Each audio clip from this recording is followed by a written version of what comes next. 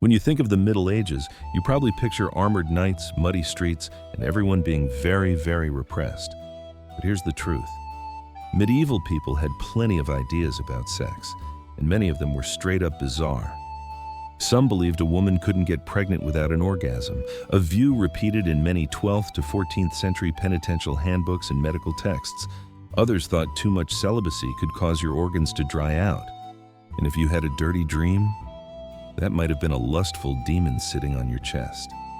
So no, they weren't prudes, but they also didn't exactly understand what was going on. Welcome to a time where science, religion, and magical thinking all tangled together.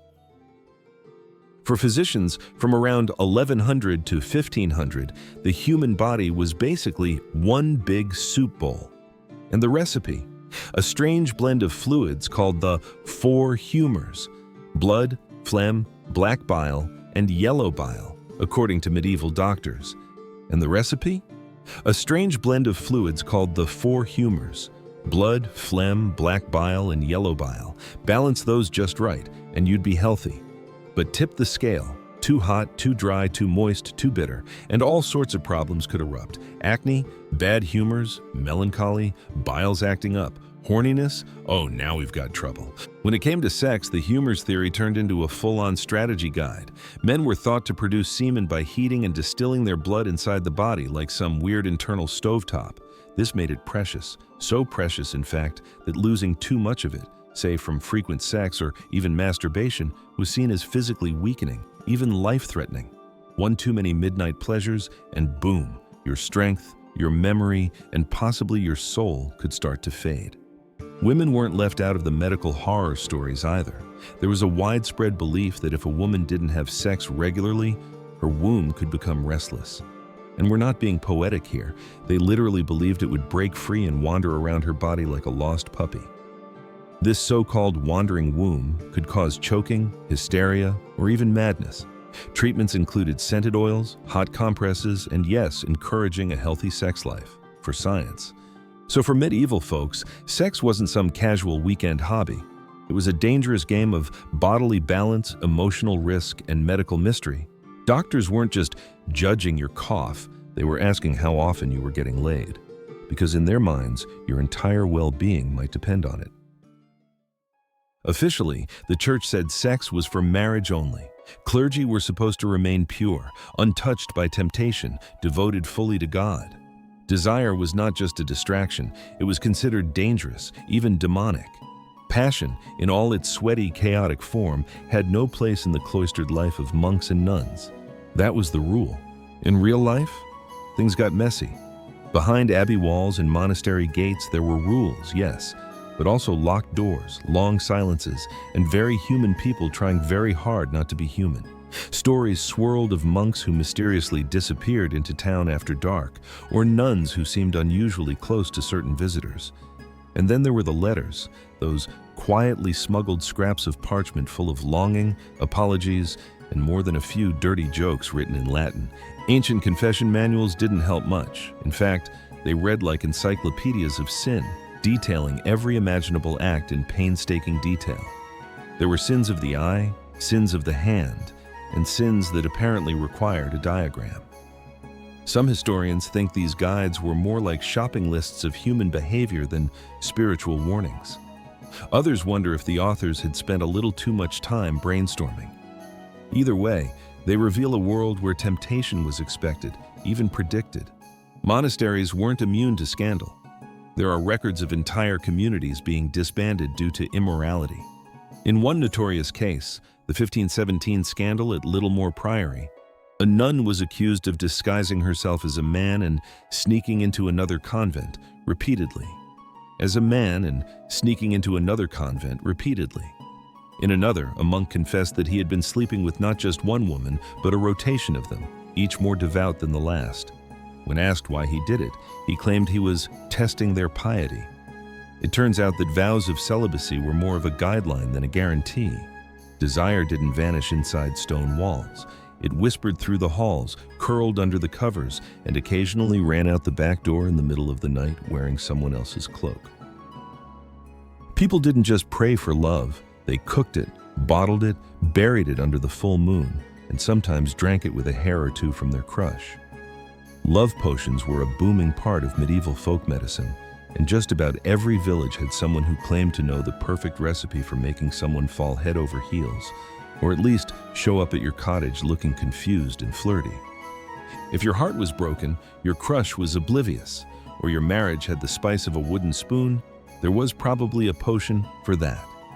These magical mixtures promised everything from undying affection to, let's be honest, private rendezvous. They were sold in whispers behind taverns, given as gifts wrapped in cloth, or brewed quietly at home by candlelight. What went into them? A little of everything. Herbs like verbena, thyme, and rosemary were popular, especially if picked at dawn by a virgin, or so the legend said. Bits of clothing from your target. A sock was ideal, a lock of hair was better, often went into the brew. Blood was common too, animal, or sometimes not. And then there was the urine. Yes, bodily fluids were considered potent magical ingredients. Don't ask how they were collected.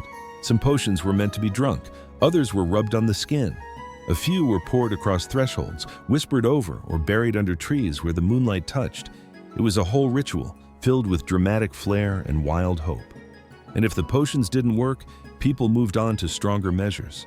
Wax dolls shaped like the object of desire might be gently stroked, spoken to, or pricked, depending on whether the goal was love or revenge. Amulets were worn inside clothing, charms were hidden in beds, and spells were written backwards and burned. Even kings weren't immune to magical romance hacks. For example, in the late 1460s, Elizabeth Woodville's mother was accused of using witchcraft to help secure her daughter's marriage to Edward IV. Some consulted astrologers to find the right time to confess their feelings, while others paid wise women for herbs or enchantments to seduce a rival's wife or win back a lost flame. Some consulted astrologers to find the right time to confess their feelings, while others paid wise women for herbs or enchantments to seduce a rival's wife or win back a lost flame. Royal courts weren't just about politics. They were hotbeds of magical gossip, where love, lust, and manipulation brewed in equal parts. Was any of this science? Absolutely not. Did people believe it with their whole enchanted hearts? You might think medieval people weren't very adventurous in the bedroom. Buttoned-up robes, cold stone castles, and the church breathing down everyone's neck. How spicy could things really get? But that's because you've probably never seen their manuals. Yes, manuals, real ones. As early as the 9th century, texts like the Penitential of Pies Theodore and later 13th century works like the Summa de Vitiis classified sexual acts in incredible detail. Written by priests, monks, and so-called moral guides, these books ranked and categorized sexual positions with the precision of a medieval Yelp reviewer. Written by priests, monks, and so-called moral guides who took it upon themselves to rank and categorize sexual positions with the precision of a medieval Yelp reviewer. Missionary was the 5-star classic, safe, blessed, and boring. Anything too exciting? 1 star, eternal damnation included. If you tried something sideways or standing up, you were basically inviting Lucifer to pull up a chair and take notes. These moralists were oddly obsessed with the mechanics of pleasure, mostly in order to shame it. Entire pages were spent detailing the dangers of immodest angles or unholy enthusiasm. They warned against rhythm, noise, eye contact, and worst of all, enjoyment. It wasn't about connection or passion, it was about control, order, and keeping everyone terrified of their own desires. And yet, surprise, people didn't follow the rules. Behind closed doors, or under haystacks or in castle stairwells, lovers got creative. Married couples, secret affairs, bored nobles with too much free time, they all found ways to push the limits. After all, if you were already married, some argued, why not have fun with it? Others just broke the rules outright. Confession booths likely heard things no priest ever wanted to imagine. There are records of couples who confessed to positions not suitable for Christian conduct and were told to sleep separately for 40 days. One man was accused of letting his wife be on top. Yes, that was apparently scandalous enough to bring in a bishop. Some even believed children conceived in non-approved positions would be born with crooked limbs or sinful souls. There's zero evidence for this, in case you're wondering. Still, for every rule laid down, there was someone finding a clever way to bend it. Advice circulated quietly through midwives, merchants, and travelers. Lovers left notes hidden in bread loaves, carved hearts into monastery benches, or simply ignored the warnings altogether. And like every era before and after, what people said publicly didn't always match what they did privately. In short, medieval sex guides weren't just moral instruction. They were unintentionally hilarious reminders of how hard it is to regulate desire. People tried to legislate passion with ink and parchment, but human nature always found a loophole. And sometimes, those loopholes looked a lot like candlelit corners and creaky old beds. Let's bust a few myths while we're here, because the Middle Ages weren't all plague rats and grumpy monks. In fact, a lot of what we think we know about medieval life comes straight from Victorian imagination, or plain old Hollywood nonsense. Chastity belts? Almost definitely a myth. Those iron contraptions hanging in museums? Most were made centuries later, either as jokes or as part of 19th century fantasies about how obsessed the past was with purity. There's very little evidence they were actually used, and let's be real, locking up someone's pelvis with metal just isn't a practical long-term strategy. Not to mention, they rust. Bad idea all around. Medieval people didn't bathe? Total fiction. In fact, they loved baths. Public bathhouses, especially popular in cities like Paris and Nuremberg from the 12th to early 15th centuries, were like the local spa mixed with a gossip lounge. People bathed alone, with partners, even in groups. Nobles had their own private tubs, and bath attendants were a respected job. Sure, hygiene declined later when the plague made people paranoid about water. But for much of the Middle Ages, being clean was seen as healthy, sexy, and, according to some clergy, a little too much fun. Women had no control? Not quite. While medieval society was definitely patriarchal, women weren't powerless. Widows ran businesses. Noblewomen made marriage deals. Midwives not only delivered babies, they gave advice on relationships, fertility, and sometimes even sexual technique. Some were respected as healers, others feared as witches. A few wrote books. These women weren't just surviving the system, they were quietly shaping it. Here's another myth to toss out. Everyone was miserable and repressed. Not true. The Middle Ages were filled with music, parties, jokes, poetry, and, yes, flirting. Love stories weren't just for the court poets. Farmers, bakers, and blacksmiths had crushes, romances, and heartbreak just like anyone else. People got married, fell in love, had affairs, made up, broke up, and started all over again.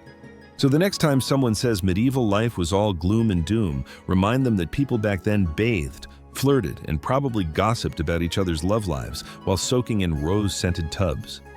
History is rarely as boring or as clean-cut as we're told. Courtly love was the ultimate medieval drama, part romance, part performance, part socially accepted heartbreak. Imagine pouring your soul into poetic letters for someone else's spouse, knowing full well you'd never even hold hands. But that was the whole point. Courtly love wasn't about happy endings, it was about the yearning. In this high-stakes emotional game, noblemen and women weren't just flirting, they were acting out a cultural script.